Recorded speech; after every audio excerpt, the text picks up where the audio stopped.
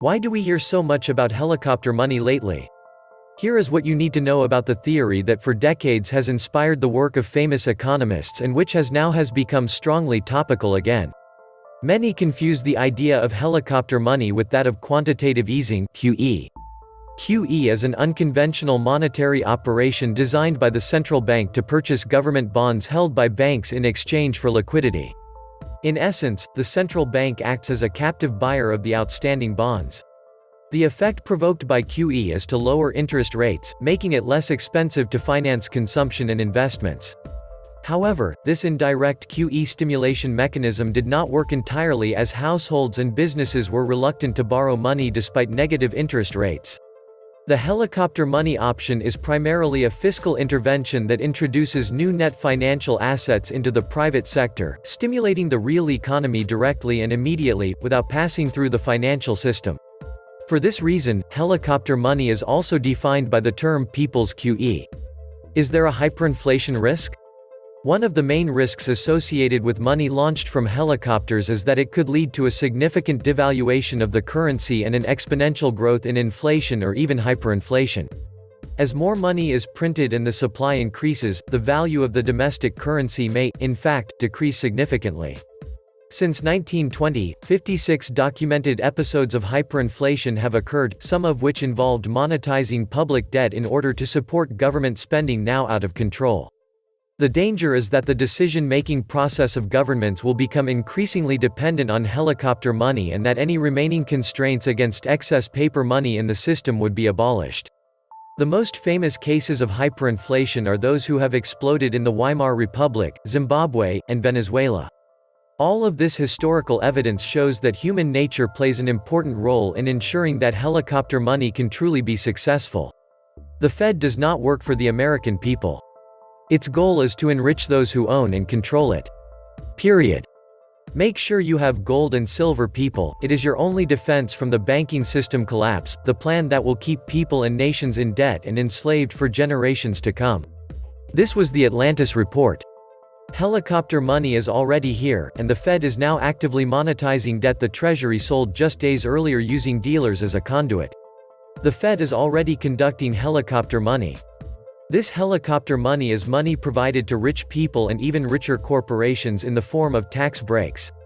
So the stock market stays goosed, and the rate of interest on government securities stays low. How long can this go on? Can we keep going like this for years? 2020 is going to be very interesting in all aspects of life. Honestly, I can feel we are very close to the end for once.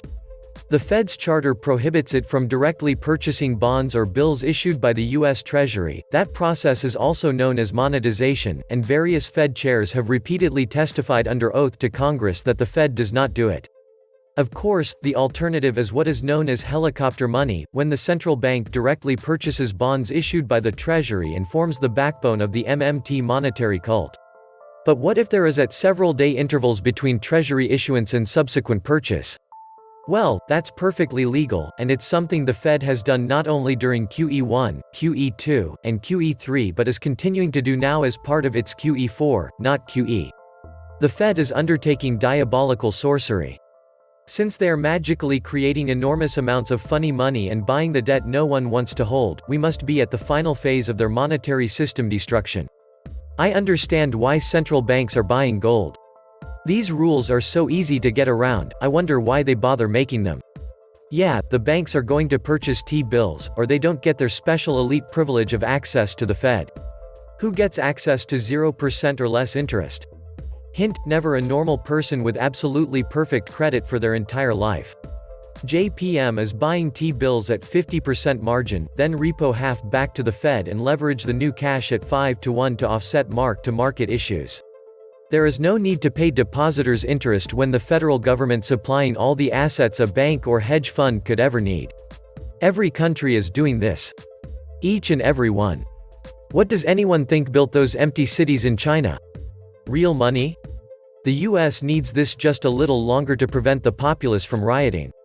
Faith for another week, month, year. Do any of us really believe they, good and bad guys, don't see this, aren't encouraging this, or understand the outcomes? Of course, they do. Think Butch Cassidy and the Sundance Kid. Better than go out blazing than getting picked apart bit by bit. There is no way out at this point. Might as well just punch the gas pedal. Print more until the chaos hits. As long as everyone's 401k, IRA, and pension are going up, there will be no riots. As long as interest rates remain low, the game will go on, probably indefinitely. QE is not considered helicopter money until it is distributed to the masses who would run to the mall and spend it on an instant gratification whim.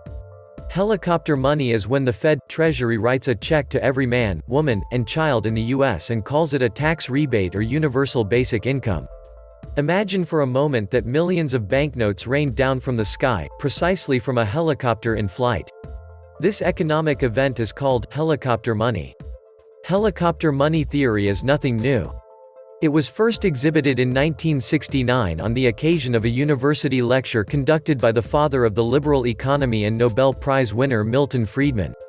Suppose one day, a helicopter flies over your city and drops dollars from the sky, which would, of course, be collected quickly by the citizens.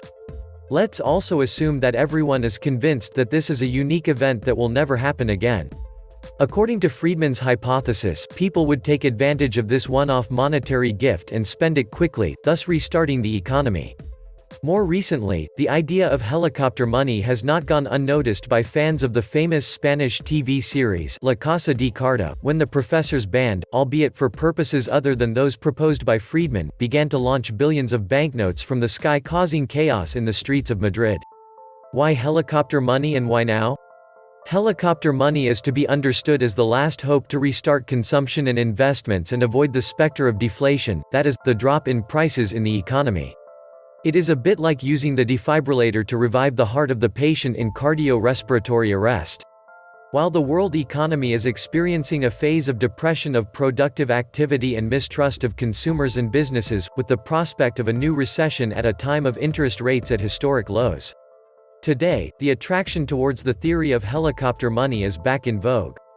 But above all, it is no longer seen as a taboo, also thanks to the endorsement received by some prominent personalities in the financial world, such as Ray Dalio, founder of the hedge fund Bridgewater Associates, and Stanley Fischer, former vice president of the Fed and today economic consultant by BlackRock. The two aces of Wall Street claim that the ultra-accommodative monetary policies of the last decade have now run out of ammunition to boost the economy. Not only that, the distributional effects and the distortions in the prices of financial assets are there for all to see. To stimulate demand directly, fiscal policy must now play its part. The proposals so far put forward provide for central bankers, once omnipotent, to take on a role of greater collaboration with national governments today. Recently, Mario Draghi, governor of the ECB, has also embraced this idea by expressing the need to coordinate monetary instruments and budgetary policies. How to make helicopter money? The image of the rain of banknotes from the helicopter, although fascinating and engaging, should still be adapted to reality. In the most likely scenario, helicopter money would take the form of monetary financing for government tax programs.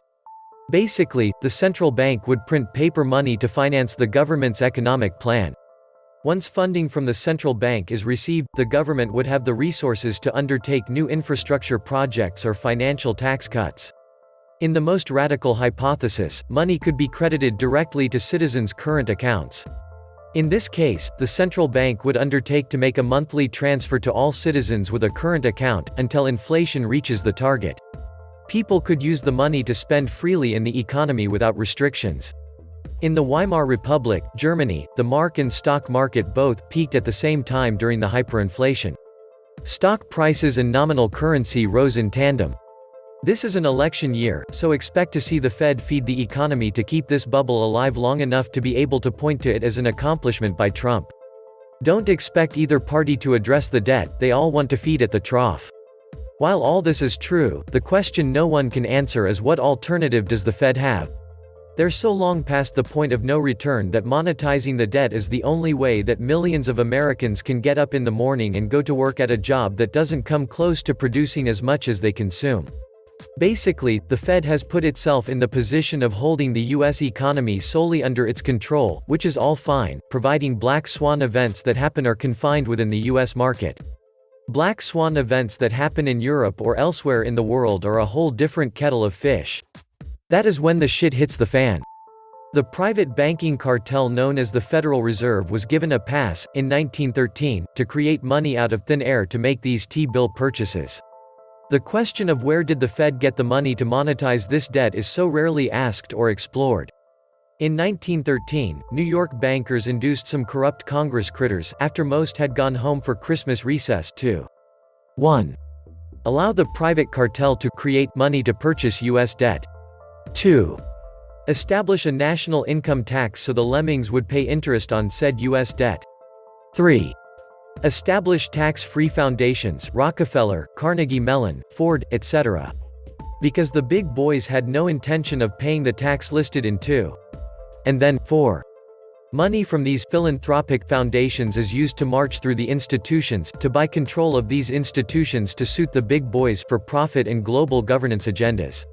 Think the AMA and education of our young physicians to be purveyors of big pharma products, the education boards to indoctrinate students to be good little proletarians, research centers e.g., cancer research which ignores study of food, nutrition, vaccines, etc., big agriculture, studies on GMOs, climate change research, and of course, Congress. Foundation money generated from interest paid by working grunts buys a whole lot of influence. Our demise as a nation can be traced to the march through our institutions using ill-gotten gains. This is theft. Same old, extreme redistribution for the inbred 1%, big welfare for the rich, and only diminishing purchasing value for the 99%.